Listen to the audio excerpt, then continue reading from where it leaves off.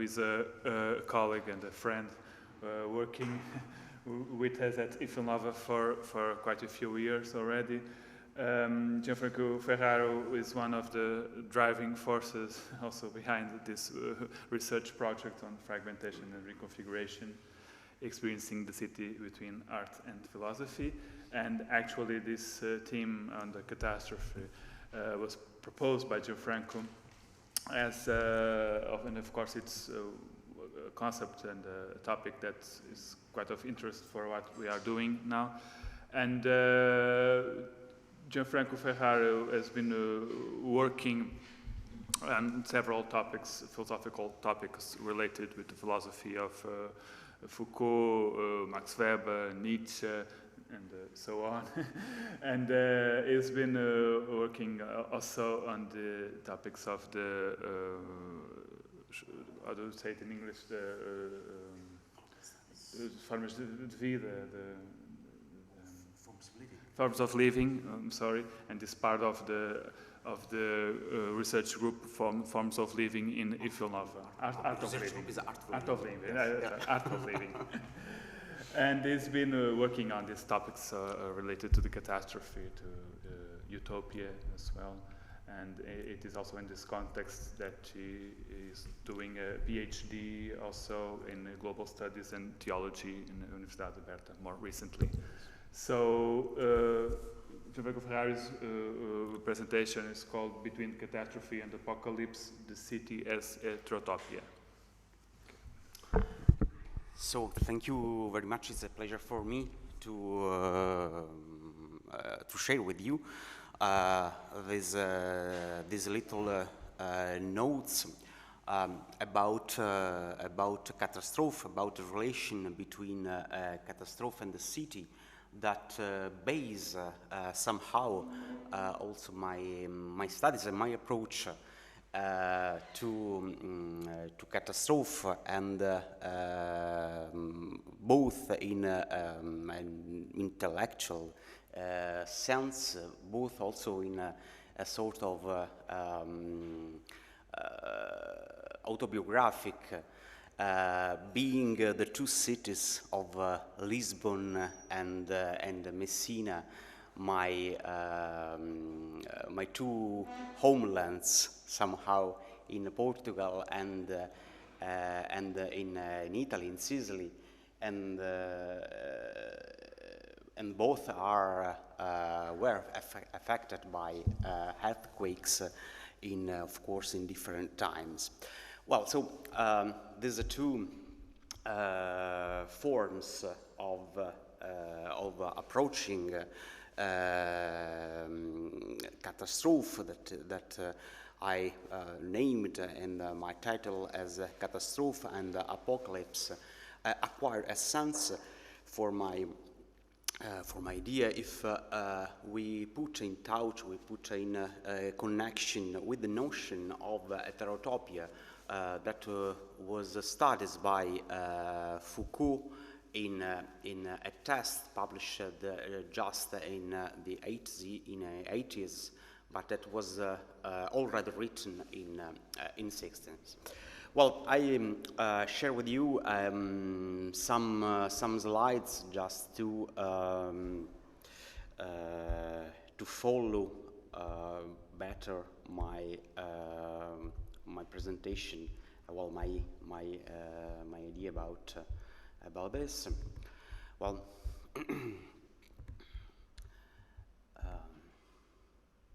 So. We can see, yes, just to check, yes, that's okay. So between catastrophe and apocalypse, the city as a heterotopia.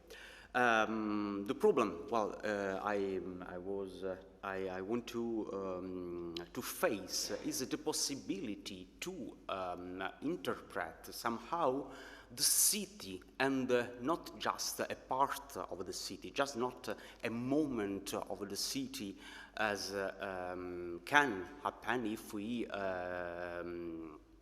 imagine a monument or something that can remember an event like a catastrophe in the city. What I imagine is the possibility to understand the whole city as a heterotopia. The whole city that is, in this case, the city where a catastrophe happened. So just to distinguish the two words which give the title to my presentation, Catastrophe and Apocalypse. In which sense we speak about catastrophe and in which sense we speak about apocalypse. As we know, catastrophe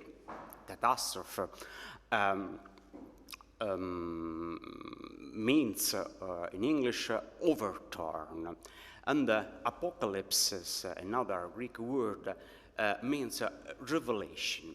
So we can say that catastrophe is an interruption of a norm, an event which brings back normality to a condition it had already overcrossed. In another sense, apocalypse is a sort of a catastrophe. So we can say that there is a very very strong relation between apocalypse and catastrophe. But apocalypse can be interpreted as a catastrophe which reveals something, sometimes a truth about the normality that precedes somehow the same catastrophe. So, just in two sentences, we can argue that all the apocalypses are also catastrophes, but not all the catastrophes are apocalyptical. So, this distinction between catastrophe and apocalypse, the idea that an apocalypse must be a catastrophe, but that not all the catastrophe can be apocalyptical, of course, can be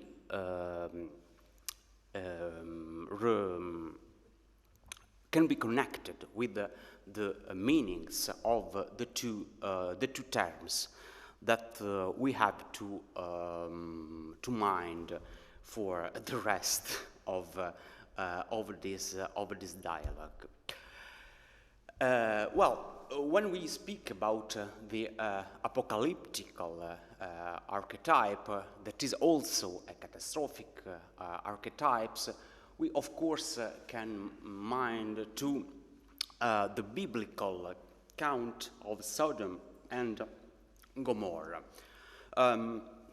Maybe not for a case in epochs of great crisis, like in 16th and 17th century, we can see some representation of this Gomorrah, what I mean with a Gomorrah archetype, in pictures and just not in picture.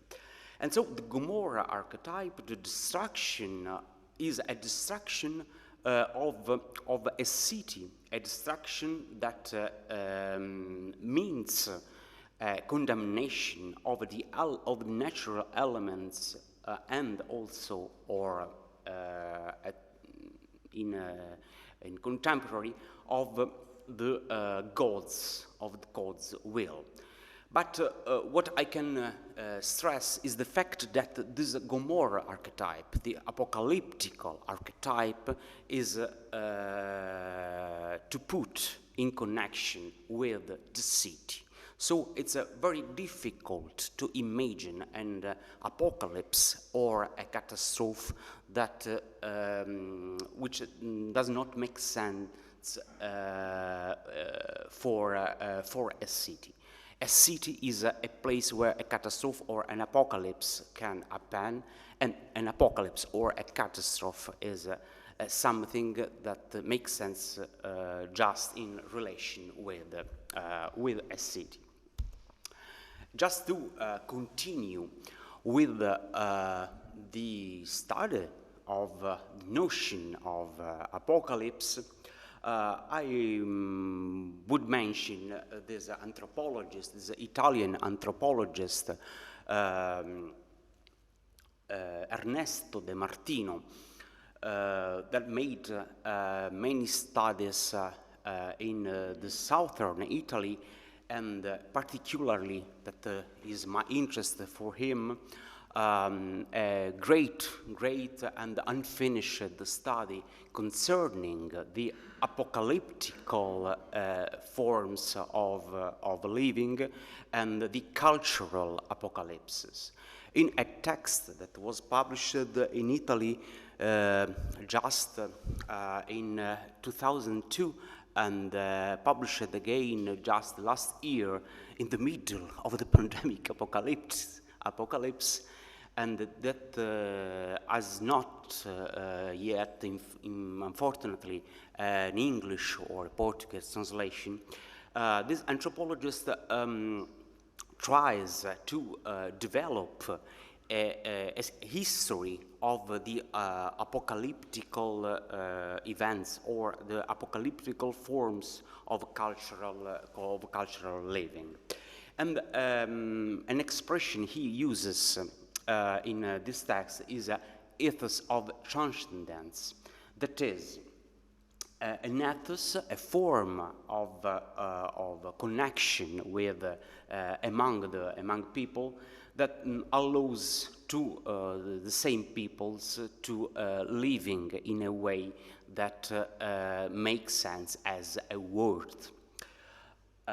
Human pass par excellence as energy transpassing situations, I'm quoting, as an ensemble making and at the same time operative valorization.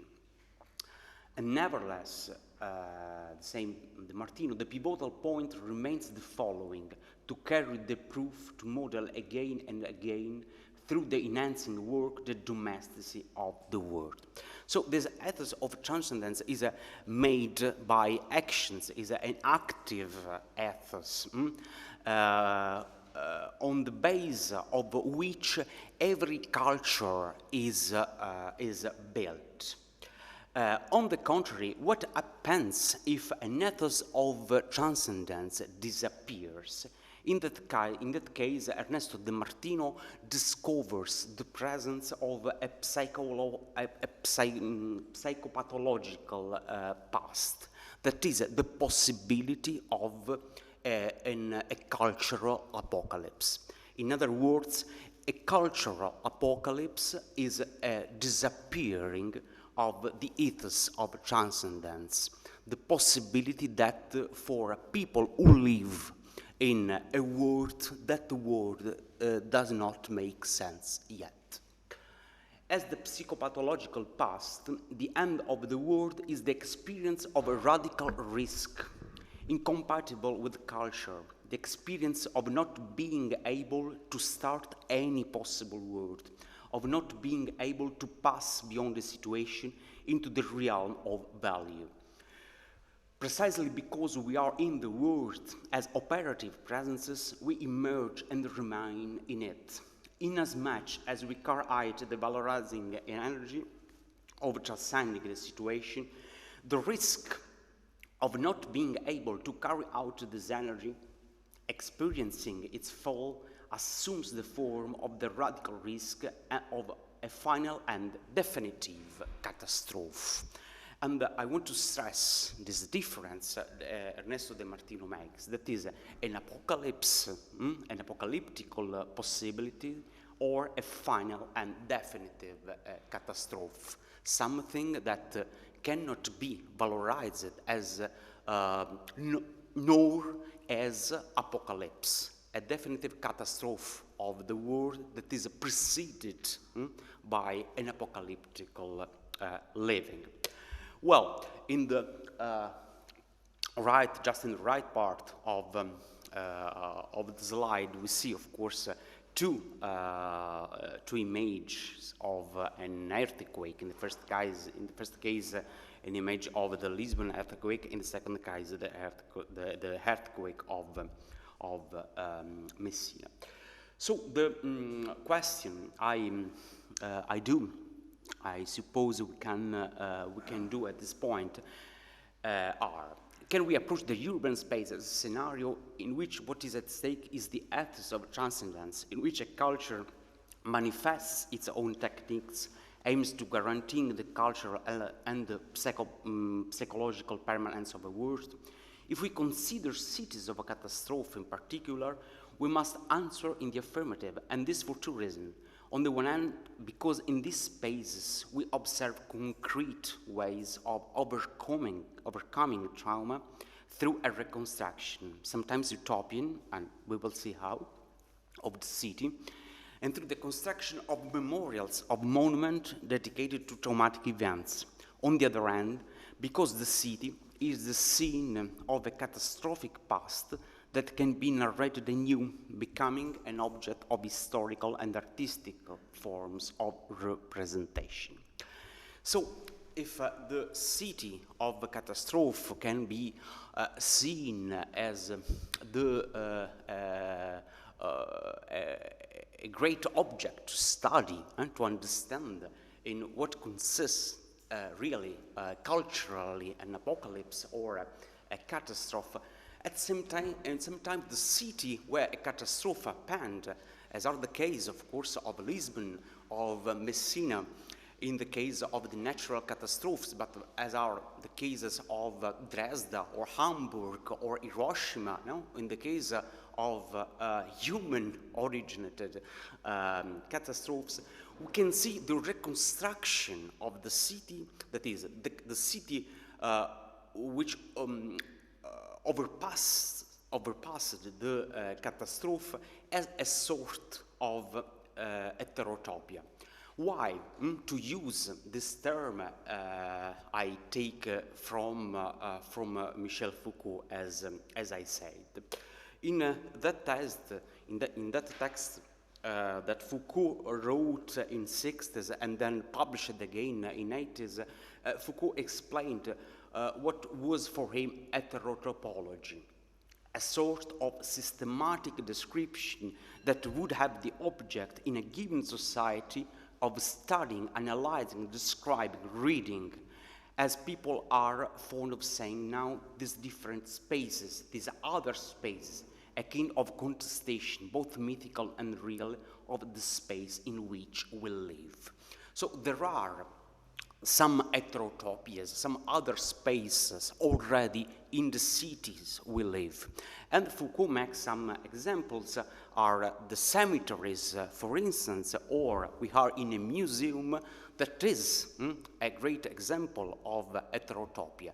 In another space, not directly useful for the life of the city, but that we can cross to report to our daily life some meaning that makes sense and mirror somehow our normality or our daily life. In the sense, heterotopias are also a bit different from the utopias. As Foucault writes, utopias afford consolation. Although they have no real locality, there is nevertheless a fantastic, untroubled region in which they are able to unfold. They open up cities with vast avenues, superbly planted gardens, countries where life is easy, even though the road to them is chimerical. Heterotopias are disturbing, probably because they secretly undermine language, because they make it impossible to name this and that, because they shatter or tangle common names, because they destroy syntax in advance. And not only the syntax with which we construct sentences, but also that less apparent syntax which causes words and things, next to and also opposite one another, to all together. This is why utopias permit fables and discourse. They run with the very grain of language, and they are part of the fundamental dimension of the fabula. Heterotopias, such as those to be found so often in Borges, desiccate speech, stop words in their tracks, contest the very possibility of grammar at its source. They dissolve our myths and sterilize the lyricism of our sentences. Well, I tried, but we can discuss about them, to give some of the heterotopias in the sense, in the meaning of Foucault, that are some rests of catastrophes that already appear in the cities where a catastrophe occurred. That is the case of Gedächtniskirche in Berlin, between parentheses, the same place where occurred the terrorist attacks just some years ago. The Genbaku Dome in Hiroshima, and then National September 11 Memorial in New York, where was built a sort of great void space where the Twin Towers had been built. Well, another example to understand which is heterotopia for Foucault is the case of the mirror. I see in the mirror, I see myself where I am not, in a real space that opens up virtually behind the surface. I am over there where I am not, a kind of shadow that gives me my own visibility, that enables me to look at myself there where I am absent, a mirror utopia. So the mirror as a real space, the mirror is not an unreal space, is a real space that allows to my presence to appear differently, so to make my position quite different from it was apparently in reality. But it is also a heterotopia, the mirror, in that the mirror really exists, in that it has a sort of return effect on the place that I occupy. Due to the mirror, I discover myself absent at the place where I am, since I see myself over there. From that gaze which settles on me, as it were, I come back to myself, and I begin once more to direct my eyes toward myself and to reconstitute myself there where I am. So we have the three concepts more or less organized now: catastrophe, apocalypse, and heterotopia. Heterotopia appears as in the places of catastrophe, also to, and in this case we can connect the two terms of catastrophe and apocalypse, just to connect a catastrophe to the sense, to the meaning of apocalypse, without transforming the places of catastrophe in heterotopia. Extremely difficultly we could interpret a catastrophe as heterotopia. Of course, heterotopia is also something that allows that art of memory mentioned by Jan Asman, an Egyptologist, but also an historian, who wrote this so well-known book about cultural memory. Just some quotation about this. However, this art of memory has very little in common with what is assumed here under the concept of memory culture, Erinnerungskultur. The art of memory relates to the individual and presents techniques to help form personal memory. By contrast, memory culture is concerned with a social obligation and is firmly linked to the group. The question here is, what must we not forget? Through cultural memory, human life gains a second dimension or a second time, and this remains through all the stages of cultural evolution. The heterogenization of time, the production of non-simultaneity, the possibility of living in two times, is one of the universal functions of cultural memory, or to be more precise, of culture as memory. So, just to stress, the production of non-simultaneity. In a place of a catastrophe and in a city thought as a heterotopia, as a catastrophic heterotopia, we can precisely see this production of non-simultaneity. That is the case, for instance, of Lisbon too. By absorbing the event of the catastrophe in the culture, the fatal destiny of the place, a community, rewrites both its history and its own present. Through its ruins, the memory of a catastrophe also draws a specific cartography of a place, of a city, a rewriting of its roads, of its squares, a new relation between the past, the present, and the possibilities of the future. A city that has lived a catastrophe necessarily has its own inner relation, its models of a cartography. Ruins occupy a specific place, define an order of discourse that involves a way of conceiving of the space and its languages. In this sense, the city of the catastrophe can produce its own architectonic or urban utopias, can invent models of being that are necessary both for moving beyond the trauma and for reinventing a way of reimagining the possibility of living through another catastrophe should one occur in the future. So, non-simultaneity also in this sense, non-simultaneity towards the past and non-simultaneity towards the future, towards the possibility of another catastrophe appearing. Its cultural techniques develop utopias based on new materials, on new kind of construction. In the city of catastrophe, the image of apocalypse and utopia find a common root. The city itself represents a heterotopia for its inhabitants. Their steps remain in a present that is intersected by the steps of other times. And so about this idea of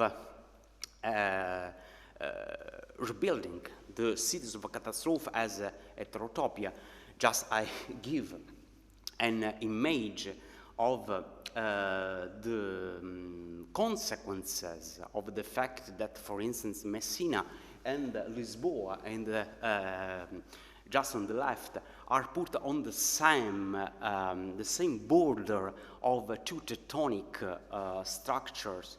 The movements of which produced the earthquake of Lisbon, 5 minutes, the earthquake of Lisbon, as well as the earthquake of Messina. So we can see here, for instance, how after the earthquake of Lisbon in 1755, Lisbon city center was rebuilt through the rationalist form of the Baixo, and how, of course, the catastrophe in this case reveals its apocalyptical force in the sense of to reveal the forces, the economic and the architectonic forces that are able at this time. The same Filippo Juvar that was an architect and urbanist of Messina, a rationalist urbanist, had projected before the Lisbon's earthquake renovation of the royal palace just in 1717.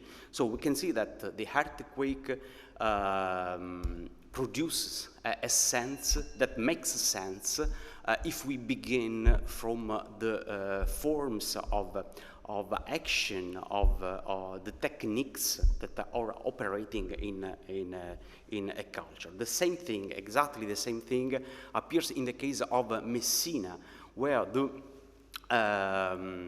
frequent earthquake, just the case of 17 and 83 and 1908, Luciano Marabello and Pietro Saitta will speak much more about this afternoon. These earthquakes are taken as forms of rethinking the city in the different ages. Just a point, just to stress here how the Lisbona's earthquake of 1783 and Messina earthquake of 1908 force the urbanists and the architects to an obsession that we can see as very, very, very similar, a sort of obsession for an escape. The rationalist different forms in which the Bash Pombalina is built and in which also the map was, Messina was rebuilt after the earthquake, testify somehow this obsession of the escape. And I think that also literature as a role in building the cities of a catastrophe as heterotopias. This is the case, for instance, of a poet from Messina, Yolanda Insana, who wrote about the earthquakes and the living people, the survivors that after the earthquake discovered the possibility to live and to build a sense for the catastrophe that had appeared. Just to testify or to add another form of technique, another technique through which architecture or sculpture in this case can produce cities as heterotopia. I just want to mention the case of Alberto Burri and the reconstruction of Gibellina, that was really a little town in Italy, that in 1968 had a great earthquake.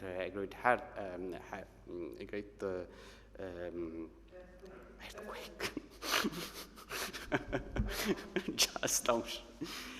Well, in this case, Alberto Burri produces the sense of as an heterotopia, so a possibility of rethinking the meaning of the natural catastrophe, just to build a memorial that is a sort of a memorial where visitors can pass through. Something in the same way is testified by the Denkmal für die ermordeten Juden Europas that was made in Berlin, and somehow also the no monument, we can see sort of a testifying testifying operating object that was put just next to the Gedenkten Kirche to remember the terroristic attacks of the Christmas. Well, so different forms of taking contact with the catastrophe through heterotopical techniques. We can mention the cases of recovering the castles in Pompeii, or the cases of Leopardi's leechers, or the cases for Hamburg and Hiroshima's traumas of the recovering the memories that were done by Michiko Ahia with its testifying of the destruction of Hiroshima taken by Canetti, and the case of Sebald that on the natural history of destruction gave for the first time in Germany the word, the possibility to speak to a trauma that until this time, it is really the very end of the 20th century, did not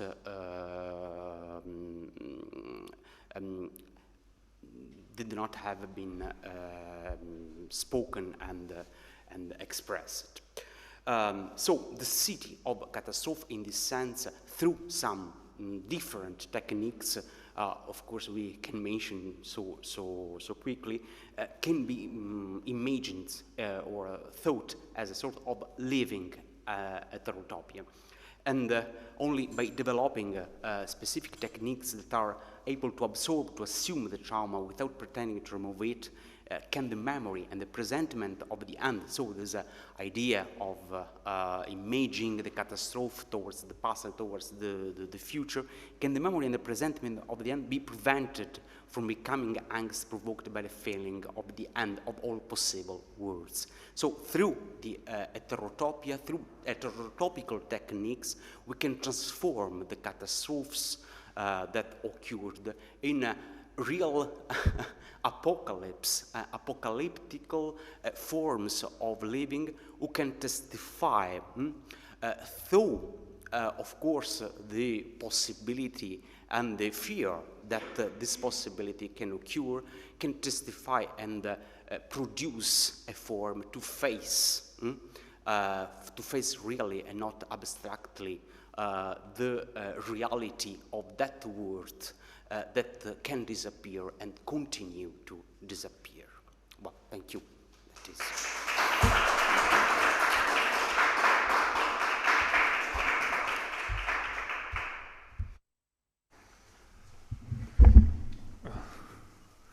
Thank you very much, Gianfranco.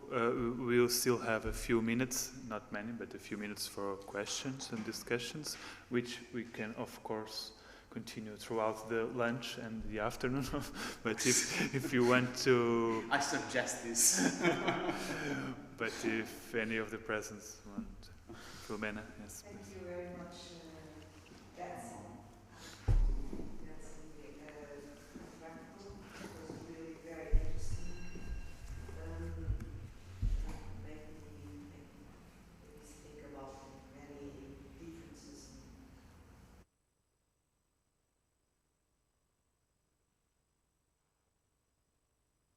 Of destruction and the natural history of destruction. And those heterotopical techniques you talked about lately in your paper have to do with this mirror that Michel Foucault talks about, the use of mirror as a technical heterotopia, heterotopian, I don't know how the English say, because it seemed to me that Jan Hassman said something very different from Ernesto de Martino. They were very different about culture, and I did not understood this production of non-simultaneity. Let me know if I am wrong with my interpretation. The real heterotopian thinking would be a suspension of non-simultaneity. It would be so? I'm not sure I have really... It is as I'm interpreting this, of course. Because I think that one of the catastrophes of the inhabiting the earth, talking about humans, is the reduction of time to succession, to series, and not to simultaneity. Simultaneity is like a dream, is like a desire of being together, not only with those who are really present, actually present, but with those who have been dead. And then the memorial is a case of facing the desire of simultaneity and not the opposite. But I think that your interpretation of the effects of earthquakes in Messina and Lisbon, I liked very much to hear you about this, but at the same time, I would like to hear more about cultural catastrophe. I thought about Hermann Broch when I don't know, I never read Ernesto de Martino, but I really was interested by you to read him. But this end of the world as the end of a certain memory is, for me, by all means, the end of the possible community, the possible simultaneity.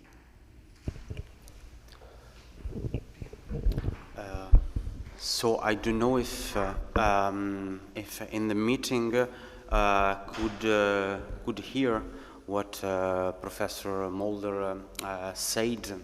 Someone is saying now that the question were not here. So well, I can resume, summarize a little bit what was said. That is a doubt, if you can say, concerning the relation I made between Jan Assmann and Jan Assmann concept of non-simultaneity and the Martino concept of cultural apocalypse. Well, the meaning of heterotopia, of a sort of technique that produce this non-simultaneity, no? In this case, and another thing that Professor Mulder had asked was concerning the cultural catastrophe, which is the meaning of cultural catastrophe for De Martino in particular. Well, I'm really I think that definitely the text of Ernesto de Martino must be or should be translated in other languages, because I consider him really a great anthropologist and one of the few that can face also, for instance, philosophy or many other disciplinaries, can put together many other disciplines to understand the notion, the concept of cultural apocalypse. And I think that Martin, in this sense, continues to represent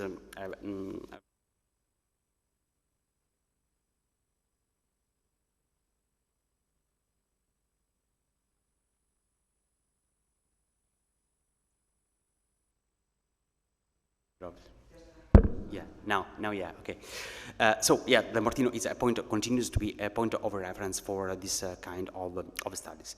About non-simultaneity, of course, the sense of Jan Assmann is quite different from the sense of De Martino in this in the sense, and Jan Assmann is absolutely influenced by Benjamin, by Walter Benjamin, for also developing this sense of non-simultaneity. Why do I put in connection this sense of non-simultaneity in relation, and put in relation with the monument, for instance, or the memorials of the cities of catastrophe, and the idea of catastrophic heterotopia? Because for what, for instance, the same Foucault says about the heterotopia, that is something as a mirror in which we can pass, we can cross, and we can understand something of our normal way of living, or our normal life. In the sense, a catastrophic heterotopia, catastrophic memorial, produce a condition of non-simultaneity that in this case is what exactly Assmann gives as the meaning of a cultural memory that can be biographically or culturally absorbed for living in a time also connected to another time that can be in the future, in the possible of the catastrophe, or in the past of an occurred catastrophe. Well, that is just to summarize the topics we touched. I don't know if I answered it to all, but we can discuss maybe more later. Okay, thank you. Thank you.